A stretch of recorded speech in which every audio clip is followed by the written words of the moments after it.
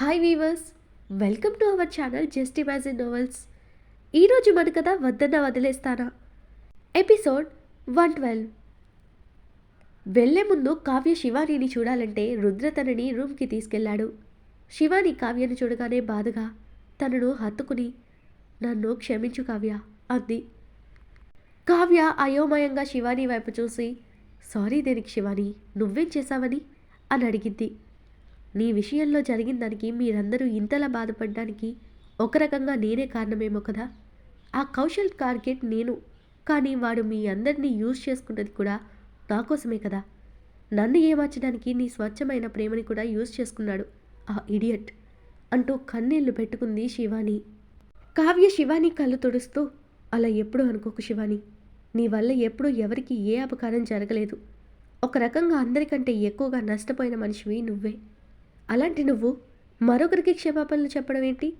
వాడి నటన చూసి మంచివాడని మోసపోయింది నేను, అందులో నీ తప్పేం లేదు. ఇది నేనే నా చేతులా చేసుకున్న పాపం, అందుకే నేనే అనుభవిస్తున్నాను. నేనెవ్వరినీ నిందించాలనుకోవడం లేదు. ఈవెన్ నా కౌశల్ని కూడా పై పై మెరుగులు చూసి మోసపోయి నేనే వాడిని లవ్ అంటూ వెంటపడి వాడి వెనక తిరిగాను. వాడి వెంట అన్ని రోజులు తిరిగి కూడా వాడి అసలు రూపం కనిపెట్టలేకపోయాను. అప్పుడు తప్పు నాదే కదా, ఎవరిది కాదు కదా. అందుకే నువ్వెప్పుడు ఇలా గిల్టీగా ఫీల్ అవ్వకు శివాని అని ఓదార్చింది కావ్య. శివాని బాధగా నువ్వు కూడా ఆ రాసుకెళ్ళి మర్చిపోయి లైఫ్లో మూవ్ ఆన్ అవ్వు కావ్య. ఎవరినైనా మంచి అబ్బాయిని చూసి పెళ్లి చేసుకో అంది. కావ్య విరక్తిగా నవ్వి నాకు మగవాళ్ళ మీద ఈ ప్రేమల మీదే మనసు విరిగిపోయింది శివ, క్షమించు. పెళ్ళనేది నా లైఫ్లో ముగిసిపోయిన అధ్యాయం అన్నది. తనని ఇంకా ఎక్కువ అడిగి బాధ పెట్టలేక సైలెంట్ అయింది శివాని. వాళ్ళకి సెండ్ ఆఫ్ ఇవ్వడానికి వచ్చిన రుద్ర కావ్యని ఆప్యాయంగా హత్తుకుని వదిలి జరిగింది మర్చిపోని చెప్పను కావ్య, ఎందుకంటే అది అంత తేలిక కాదు. కానీ మర్చిపోవడానికి ట్రై చేయి. నీకెప్పుడే అవసరం వచ్చినా ఈ అన్నయ్య నీకు తోడుగా ఉంటాడు. ఏ కష్టం వచ్చినా నీకొక బ్రదర్ లాగా నేనున్నానని గుర్తుపెట్టుకో.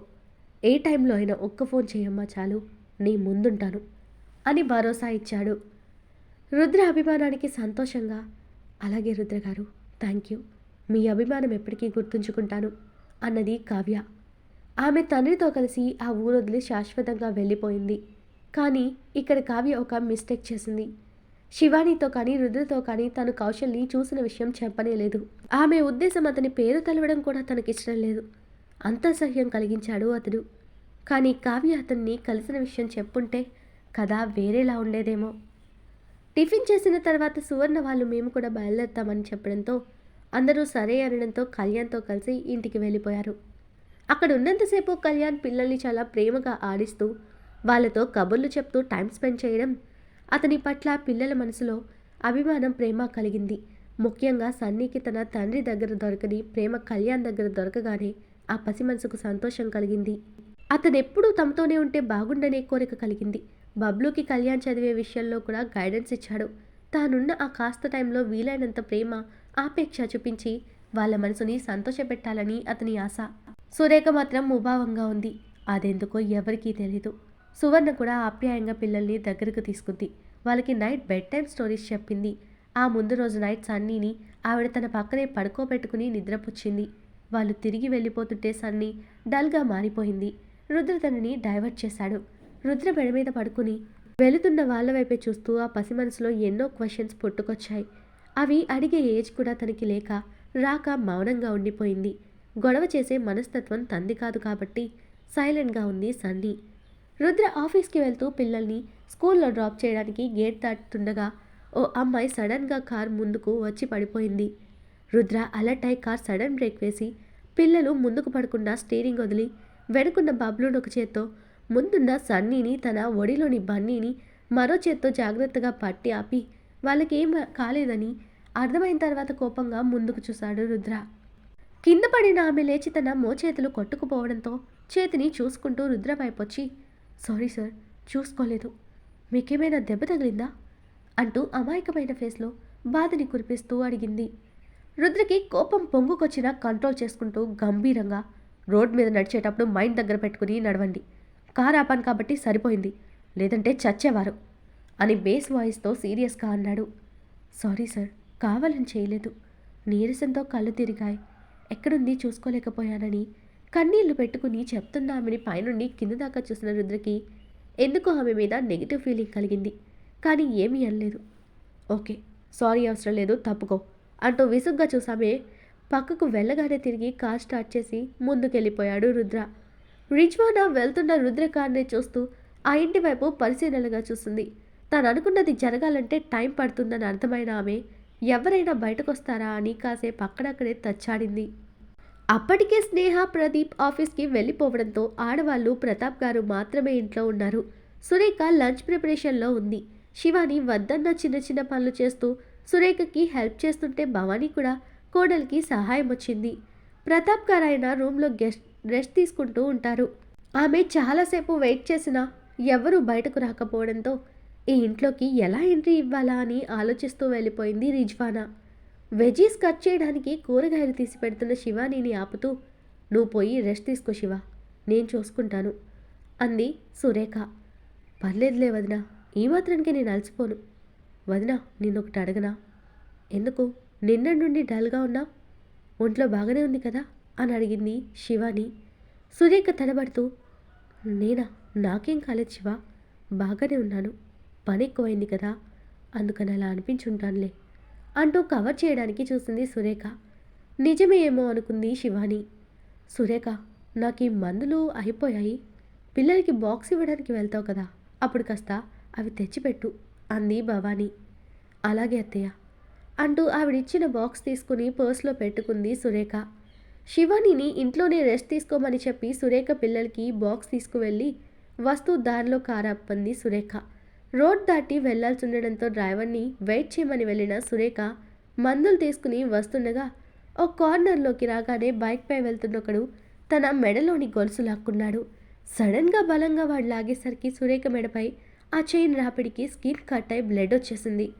సడన్గా అలా అయ్యేసరికి కింద పడిపోయిన సురేఖని పట్టించుకోకుండా వెళ్ళిపోయాడు దొంగ. చూస్తున్న జనాలు అరుస్తూ కొందరు ఆ బైక్ వెంట పడితే కొందరు సురేఖ దగ్గరకు వచ్చారు.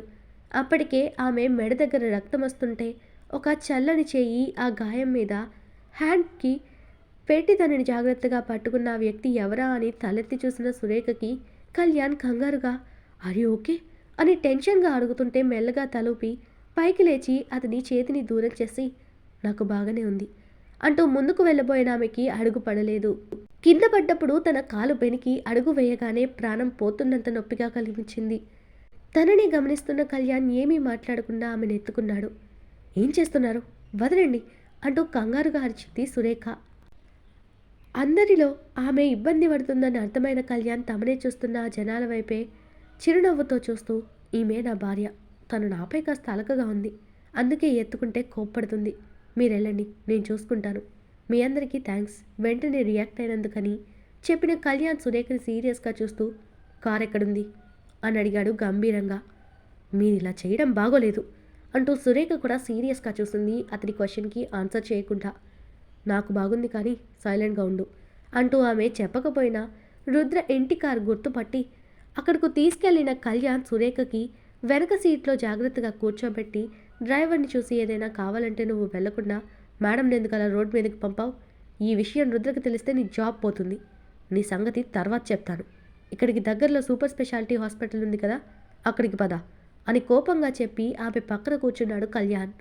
కళ్యాణ్ ఎవరో ఆ ఇంట్లో అతనికున్న విలువ తెలిసిన ఆ డ్రైవర్ భయంగా, సారీ సార్, మేడం నార్మల్గా మమ్మల్ని ఏది చేయమని అడుగురు, ఒకవేళ అడిగినా నేను చేసుకుంటానంటారు, అందుకే నేను కామ్గా ఉన్నాను, ఈ విషయం దయచేసి రుద్ర సార్కి చెప్పకండి, భార్య పిల్లలున్నా ఆవిడ్ని అని ప్రతిమాలతో కార్ స్టార్ట్ చేశాడు అతను.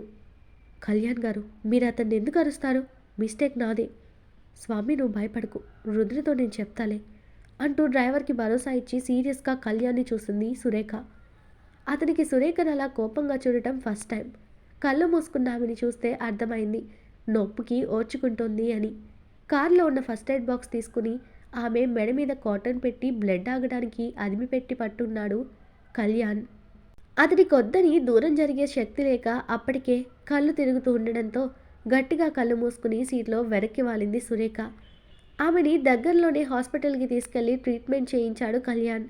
తనకి 2 స్టిచెస్ పడ్డాయి. డాక్టర్ గాయం చూసి ఇంకాస్త లోతు తెగుంటే తన నరం తెగి ప్రాణం పోయేది. మిలక్ బాగుంది అన్నాడు. సురేఖకి నొప్పి తెలియకుండా ఇంజెక్షన్ చేయడంతో మత్తుగా పడుకుంది. కళ్యాణ్ రుద్రకు ఫోన్ చేసి విషయం చెప్పి, వాడెవడో కనుక్కో రుద్ర, వాడు చేసిన దానికి శిక్ష అనుభవించాలి కదా అని సీరియస్గా అన్నాడు. గంట తర్వాత మెలకు వచ్చిన సురేఖని చూస్తూ కూర్చున్న కళ్యాణ్ ఆమె చేయి పట్టుకుని, ఇప్పుడు ఎలా ఉంది రేఖ అని కన్సర్న్గా అడిగాడు. అతని సమాధానం ఇవ్వకుండా, పిల్లల కోసం వెళ్ళాలి, టైం ఎంత అయింది అని అడుగుతున్న తన్ని సూటిగా చూస్తూ, రుద్రకి నీకు జరిగింది చెప్పాను, అతనే పిల్లల్ని చూసుకుంటాడు, నువ్వు టెన్షన్ పడకుండా ఎలా ఉందో చెప్పు అన్నాడు కళ్యాణ్. నాకు తగిలింది చిన్న దెబ్బే, దానికే నాకేమీ అవదు అని విసుగ్గా చెప్తున్న సురేఖని చూస్తూ డాక్టర్తో మరోసారి చెక్ చేయించి డిశ్చార్జ్ చేయించి కారెక్కించాడు కళ్యాణ్. అతను తన కోసం ఇదంతా చేయడం ఆమెకి నచ్చడం లేదు. కానీ ఆ మాట మొహం మీద చెప్పలేక ముభావంగా కారులో కూర్చుంది సురేఖ. ఎందుకు అలా ఉన్నావు రేఖ, పెయిన్ ఎక్కువగా ఉందా అని ప్రేమగా అడిగిన కళ్యాణ్ని కోపంగా చూస్తూ, నాకు ఈ గాయం నొప్పి కంటే మీ చేతలే నాకు హెడేక్ తెప్పిస్తుంది అని కోపంగా చెప్తున్న ఆమెని అమాయకంగా చూస్తూ, నేనేం చేశాను రేఖ అన్నాడు కళ్యాణ్. ఎందుకు నేనేదో మీ సొంత మనిషి అన్నట్టు సేవలు చేస్తున్నారు అని విసుగ్గా అడుగుతున్న సురేఖ మాటలకి కళ్యాణ్ చిన్నగా నవ్వి, నాకు నువ్వు అప్పటికి ఇప్పటికీ ఎప్పటికీ సొంత మనిషివే రేఖ అంటూ తన మనసులో ఫీలింగ్స్ ఓపెన్ చెప్పేయడానికి డిసైడ్ అయ్యాడు కళ్యాణ్. చూడండి, మీరు ఆలోచించేది తప్పు, నేను పెళ్ళై పిల్లలున్నదాన్ని అని కోపంగా చెప్తున్న ఆమె మాటలకి కళ్యాణ్ కోప్పడకపోగా ఆమెని ఇంకా ఉడికిస్తూ, కాదని నేను అన్నానా రేఖ, కాకపోతే ఆ భర్తని నేనవ్వాలని ట్రై చేస్తున్నా, తప్పు కాదే అని నవ్వుతూ చెప్పాడతను. సురేఖలో చేంజ్ చూసిన కళ్యాణ్ ఆమె ఆలోచనలను అంచనా వేస్తున్నతనికి ఒకటి అర్థమైంది. సురేఖకి తను ఇదివరకే ఆమెని ప్రేమించిన విషయం, ఇప్పుడు తనని పెళ్లి చేసుకోవాలనుకుంటున్న విషయం తెలిసే తనని దూరం పెట్టడానికి కోపం అనే ముసుగు వేసుకుందని తెలిసాక అతను కూడా డైరెక్ట్గా తన మనసుని ఆమె ముందు పెడుతున్నాను కళ్యాణ్. సురేఖ అసహనంగా, మీకెలా చెప్తే అర్థమవుతుంది, ఇదేమీ సినిమా కాదు, నిజ జీవితం, మీరు అనుకున్నవన్నీ జరగవు, నా మానను నన్ను వదిలేయండి అంటూ దండం పెట్టింది. సినిమాలు కూడా నిజ జీవితాలకు అద్దం పట్టేవే రేఖ, నిన్ను వదిలే ప్రసక్తే లేదు. నువ్వు ఎందుకు ఇలా అంటున్నావో నేను అర్థం చేసుకోగలను, నిన్ను ఇబ్బంది పెట్టను, ప్లీజ్ కామ్గా ఉండు.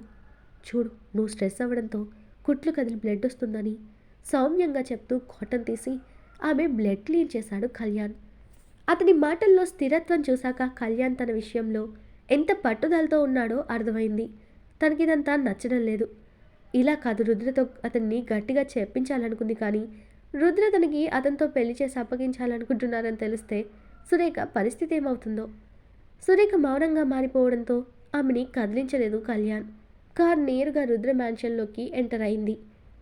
సురేఖ యాక్సిడెంట్ విషయం కళ్యాణ్ రుద్రకి ఫోన్ చేసినప్పుడు ఆ టైంలో కళ్యాణ్ తనకి ఫోన్ చేయగానే రుద్ర మనసులో డౌట్ మొదలై వెంటనే ఫోన్ తీశాడు.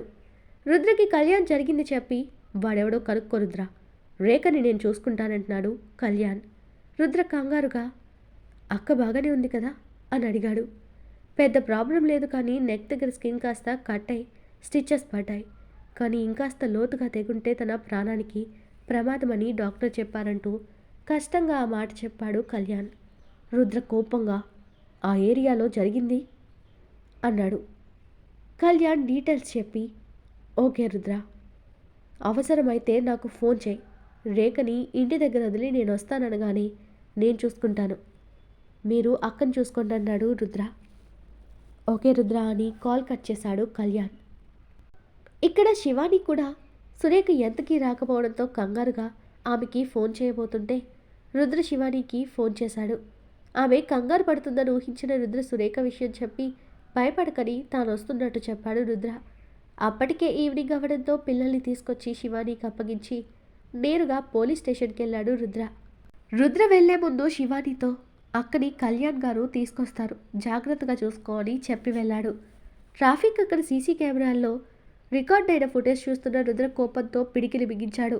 అతని ఎదురుగా ఉన్న ఎస్ఐ, సార్ వాడొక దొంగ, ఇదివరకు కూడా వాడు ఇలాగే చాలామందిని గాయపరిచి వాళ్ళ మెడలో చైన్స్ లాక్కుపోయాడు, కొందరు చనిపోయారు కూడా, వాడిని పట్టుకుని జైలుకు పంపినా వాడికి బుద్ధి మారలేదు, బయటకొచ్చి తిరిగి ఇదే పని చేస్తున్నాడన్నాడు ఎస్ఐ. రుద్ర కోపంగా, వాడెక్కడుంటాడో మీకు తెలుసా అని అడగగానే తెలుసు సార్ అంటూ ఎస్ఐ ఆ దొంగ అడ్రస్ చెప్పి, జాగ్రత్త సార్, ఆ ఏరియా చాలా డేంజర్. అక్కడికి వెళ్ళిన కొత్త వాళ్ళని ఆ బస్తీ వాళ్ళు కొట్టి చంపేసిన సందర్భాలు కూడా ఉన్నాయి అని హెచ్చరించాడు ఆ ఎస్ఐ రుద్రని.